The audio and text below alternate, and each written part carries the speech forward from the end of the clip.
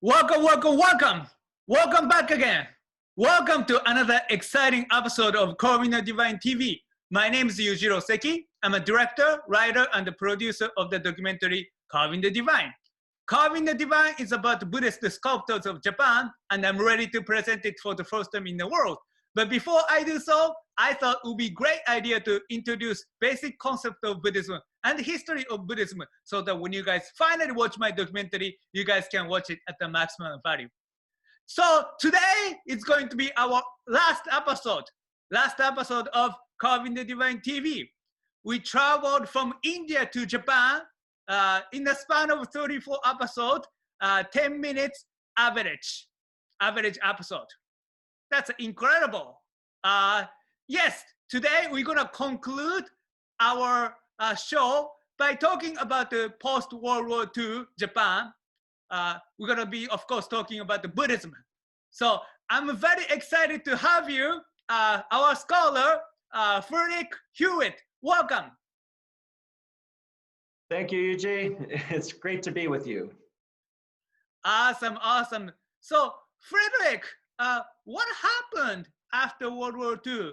So the imperial government of Japan has failed, and the emperor lost its power. Now emperor is like a symbol of Japan.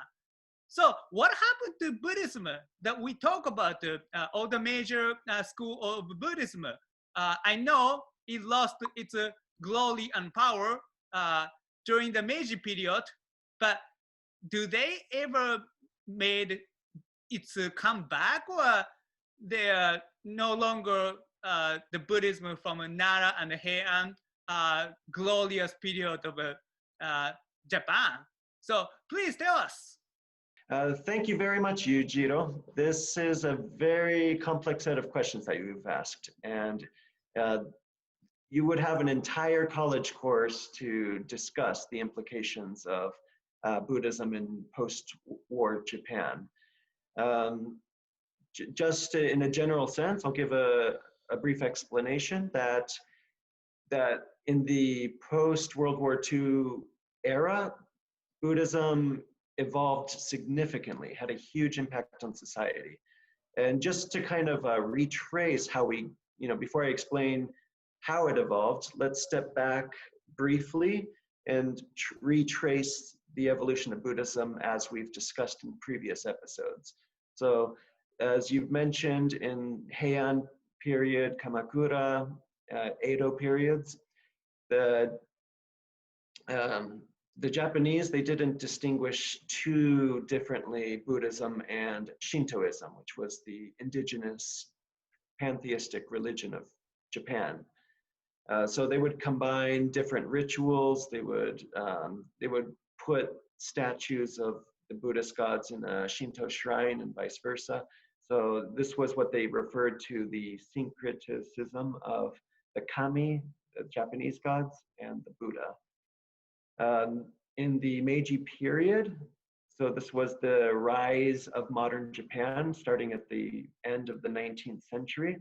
The entire ethos of the era was nationalism and promoting everything purely Japanese culture. So Shintoism became the official state religion, as you mentioned, and the emperor became the divine figurehead of society. And Buddhism, it experienced a very harsh repression during this time period. So people, and Christianity and anything that was not Shinto, right? So World War II, as your viewers know, Japan suffered the defeat and unconditional surrender to the Allied powers. They were occupied with General MacArthur as the supreme commander of the Allied forces in Japan, and they enacted so many changes at the fundamental level of the state. They abolished the state religion Shintoism.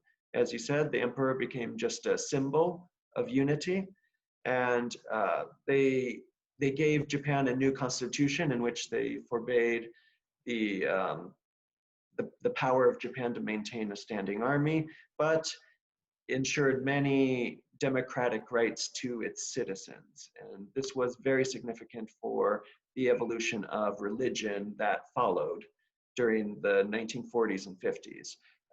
Japan, the people, they had suffered over a decade or longer of constant warfare and deprivation of everyday necessities. Coming out of the destruction of World War II, they were hungry for spirituality, and they turned to a number of rising religions. So you have many organizations that rose during this period that we call the Shin Shukyo, or the New Age religions. They were based, a lot of them were based on the traditional Japanese Buddhism sects. So you have Zen, Esoteric Buddhism, Pure Land, Nichiren Buddhism. So they branched into modern versions through these New Age religions. And not only Buddhism, but you also have a revival of Christianity. So you have Jehovah's Witness, which was popular during that time period, and it's still big today. But basically, the identity of these movements was the very, I guess, democratic. Like they emphasized the lay believers. They would congregate like at household levels. They would knock door to door. So there was a heavy element of evangelism, and basically they used voting powers to enact changes that they wanted to see in society. For example, saying no to nuclear weapons. But just to list some examples of these organizations, for Nichiren, the biggest schools, and I'm sure your listeners would be familiar, you have Nichiren Shoshu, you have the Soka Gakkai, Value Creation Society, you have the Bisho Koseikai, which I think are the largest modern schools of Nichiren. And then you have equivalents for the other sects of Buddhism, which I don't know the names offhand, but they became firmly entrenched, and I believe something north of 20% of the Japanese population is associated with these New Age religions. Shintoism, it's not practiced as a daily faith, but it still manifests itself with certain rituals, like visiting the temple on the first day of New Year's and rinsing your hands at the shrines, praying for good luck, good scores on exams, getting into the school that you wish for. So just as in weddings too, right? So it has some presence in modern Japanese life, but not front and center. But Buddhism, I think, took front and center for many people. Interesting. So what about all the major sects of Buddhism that we talk about in our show? So what happened to them? They're still there. So you have the Shingon, you have Shingon, you have Jodo Shinshu, Nichiren Zen, and other smaller sects. The old style schools are still there, still existent. The New Age religions, they borrow, or they grew from the traditional religions, but they put a everyday flair, right? You don't have to go to a temple, right? You can wear clothes like me. You can go and worship or practice in other people's houses. So it became very decentralized for a lot of these organizations, but they are still based heavily on the traditional Japanese sects of Buddhism. And you get, I don't know that many. There's a hybrid of other religious influences. The one that I experienced when I was living in Japan was Happy Science. So founded by, I think, Ryuho Ogawa in the 1980s. He basically it syncretizes Eastern Western religion. So you have elements of Catholicism with Buddhism, and it places Japan as the bridge between the cultures. So I know that there's numerous different manifestations of Buddhism, some based on the traditions of over 1,000 years ago, and then new creations from the 20th and 21st centuries. So now we're going to be talking about the United States. Yeah, I know that we've been talking about Japan, but maybe Buddhism spread to different parts of the world, including the United States. We are focusing on Japanese Buddhism, of course, in this show. So, is there any Japanese Buddhism that went to United States and that became successful? Yeah, Buddhism, it is taking a firm root here in the United States. It's becoming ever more popular. It still is the minority religion compared with Christianity, Judaism, and Islam, but it is growing. And I think the biggest numbers would be in California and Hawaii, but you have temples and different organizations in every state. So Buddhism actually, it was introduced more than, I think, 200 years ago from immigrants coming to the United States. So at the beginning, it stayed confined within the Asian communities. So you would have the Chinese Buddhist schools, Japanese, Cambodian, Thai, and it just stayed within those families. And to stick with Japanese Buddhism, it stayed mainly with the first and second generation Japanese. During World War II, as your viewers probably are very well aware, the Japanese, they were persecuted, regardless if they were American citizens. All of the Japanese living in the West Coast during World War II were summoned by Executive Order 9066 to relocate away from the West Coast into internment camps in the deserts of the Southwest and Central United States. So it was a very difficult time period for these citizens of Japanese ancestry, and their Buddhist faith, for many of them, you had Buddhists and Christians, but faith and community was a huge support for the people in the internment camps.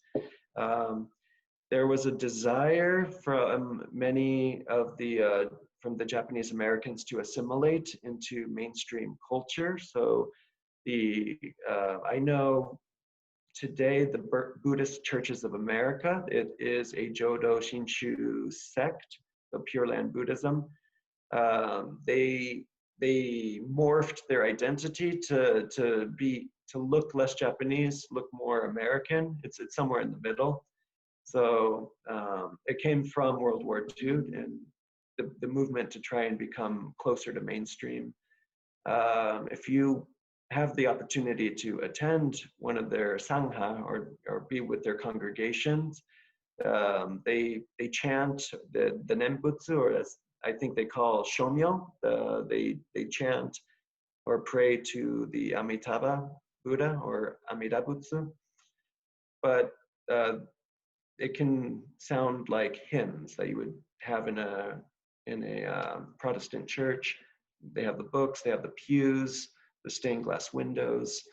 So they call themselves the Buddhist Churches of America, but they try to make it work in an American context. And I believe that they are the only Buddhist organization that can officially ordain priests for the United States military. So when you ask for the religious services, I believe the Buddhist Church of America, they have that connection.